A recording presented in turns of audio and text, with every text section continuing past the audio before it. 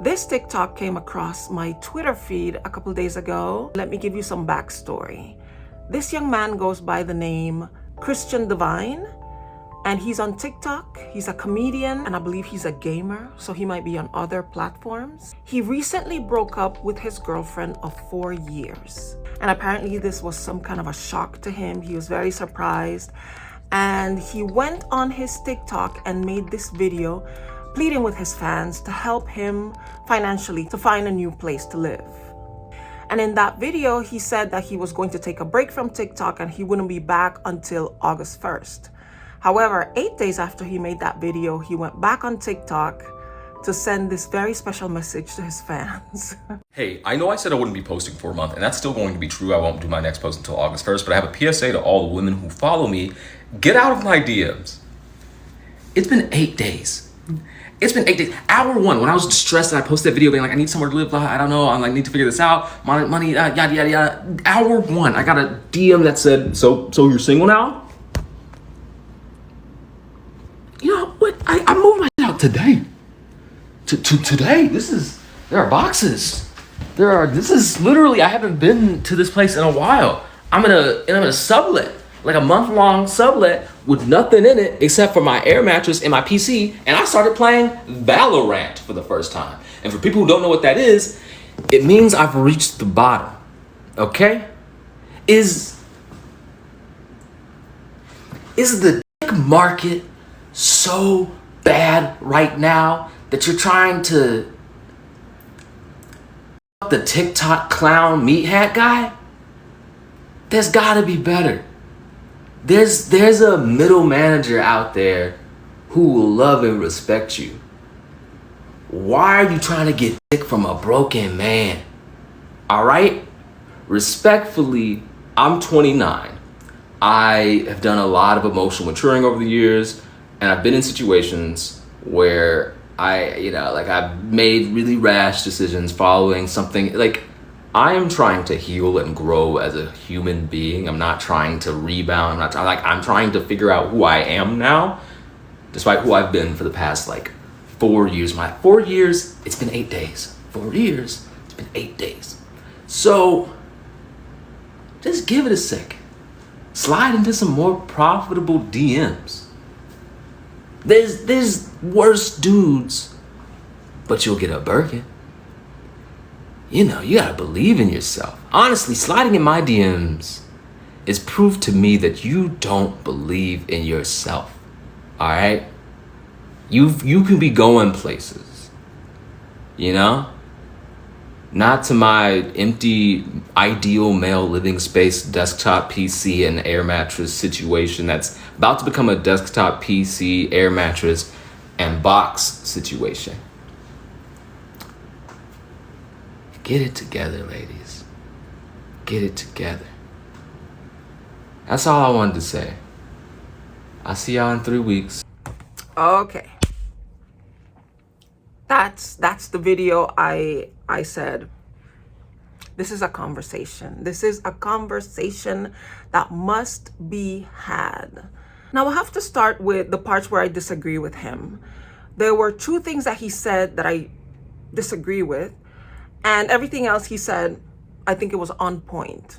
The first thing I disagree with him on is when he said, I'm gonna clean it up for YouTube. I'm monetized now, so I gotta mind my words now.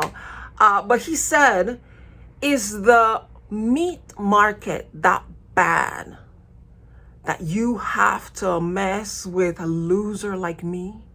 That you need physical affection from a loser like me? Well, sir, for a woman, the meat market has never run dry. There has never been a time when women on this planet have had a hard time finding a ex-partner. So no, this is not a function of lack of resources, lack of supply. I know that there's a lot of headlines out there talking about how people these days are having less ex than in previous generations, and there's this alarm blaring. What's happening? What's happening? Why isn't anybody doing it? Why is everybody so isolated? Why are people having a hard time finding partners? And I understand that in terms of the incel market, it's tough out there for men. It seems like women are really reconsidering their standards for men that they seek physical attention from, and this is leaving a large portion of the male population without any options for women. As for the women who are not out there, getting in bed with people, it's really not a matter of shortage of offers. If anything, I think most women who are celibate are avoiding. They're out here doing the Heisman, trying to dodge.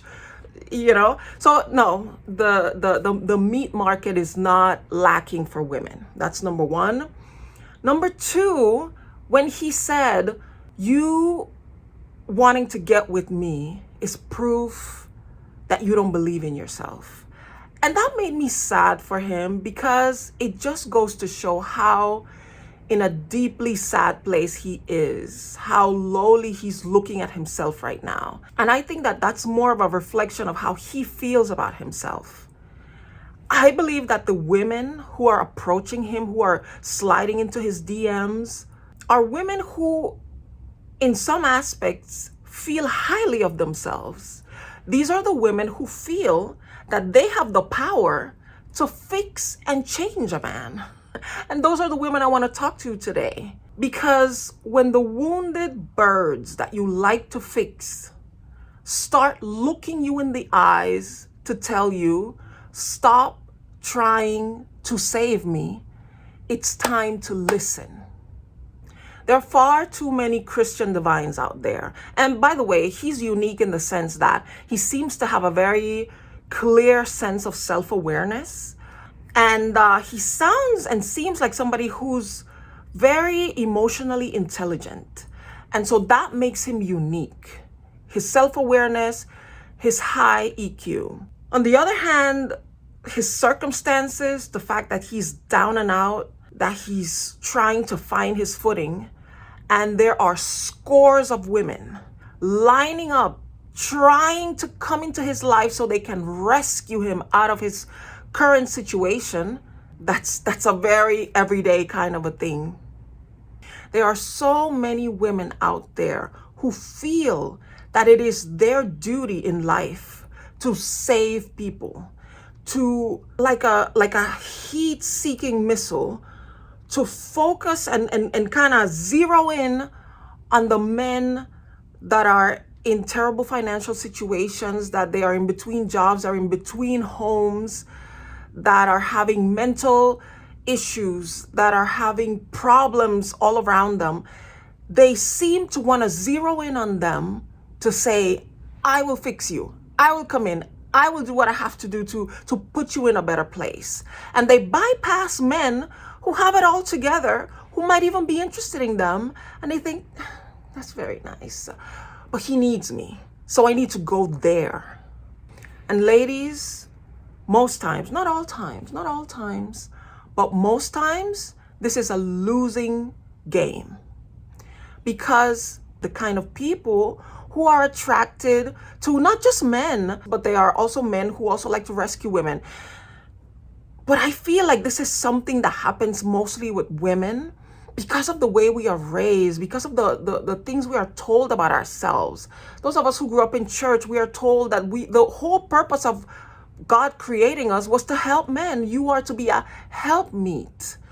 And it creates this identity in a lot of women that says, if you're not helping somebody, you are a waste of your life. You're not supposed to be seeking your own fulfillment and your own happiness and your own healing. You're supposed to be engaged in the sacred calling that was put upon you to heal others and to save others. Now, there's nothing wrong in helping people. If you're the kind of person who always wants to give a helping hand, that's a beautiful thing. But the problem comes in when you engage in this kind of rescue mission as a means to connect with somebody that can then become your soulmate, and you can spend the rest of your life together, walking through life, helping him, healing him, rescuing him over and over again. The problem with that is that with most men, they will take your help. But once they're done healing, they might prefer to go somewhere else. They don't want to stay there. They want to move on to a new place in life, to a new environment, now that they're a brand new person. But there's a lot of women out there who they like to collect all these wounded animals. And please don't think that I'm using the term as a pejorative to this young man or to anybody who might be in a bad situation in life. It's just a term that is used because the people who tend to engage in this rescuing and fixing were the ones who, when they were little kids and they found a wounded animal or a wounded bird with a broken wing, they would take it home and nurse it and take care of it because they had this desire to really fix things and fix people. And it then evolved into fixing people for the purpose of holding on to them as life partners. And this doesn't work. Because when you take that bird home and you feed it and you patch him up and you bandage his wounds and you clean them out and you keep changing the dressing and you feed it and you have a nice little box for it to sleep at night and help it, when it wakes up, and the next morning you feed it and you help it with the exercise and everything. Once that wing heals, you think that bird is going to want to stay in that box forever with you? No. He's going to want to stretch those wings and fly away. When you meet a man in his broken place, yes, he will take your help. Most of them won't be like Christian, who will say, no, I got this. This is my job. My healing is my responsibility, so I must do it alone. Most people don't have that kind of self-awareness. So you come across a man who needs to be rescued, and yeah, he will take that rescue. He will stay with you in your apartment. He will gladly take that car that you're lending him to go out there and find another job. And he will take that help when you offer to give him his admission fee so he can go back to school and get his degree. Yeah, they will take it. They will accept that help. And they will show you all that affection and that appreciation. But once he is healed to the point where he has reached his destination of healing, he has reached that place where he always dreamed he would get there, a lot of them stay, yes. But the majority will leave. Why is that? Because now that he's everything he always saw himself as potentially what he could be, he knows that there's one person that when she looks at him, yes, she's proud of him and proud of his achievements, but she remembers what he looked like when he was down and out. And he would rather be in a situation where his partner, the woman who walks behind him, looks up at him and goes, oh, you're so perfect, you're so wonderful, it's like you can do no wrong. That's the fantasy. And you can't look at him that way because you saw him when he was at his worst. And yes, you loved him anyhow. But he wants to earn the love of the woman he wants to spend the rest of his life with by being everything he is today, by being the hero, by being the capable man, by being the man who can afford to pay his own rent, by being the man who can pay for his own car, the man who can generate large amounts of income. That's who he wants to be, and that's all he wants to be seen as by the woman who's with him. As much as he's grateful, and I hope he is, for everything that you did for him, he's always going to look at you and be reminded of the struggle. And he doesn't want that. Now that he's everything he always wanted to be, he wants a partner that is everything he wants her to be, and he wants her to be a reflection of his success, not a reminder of the struggle.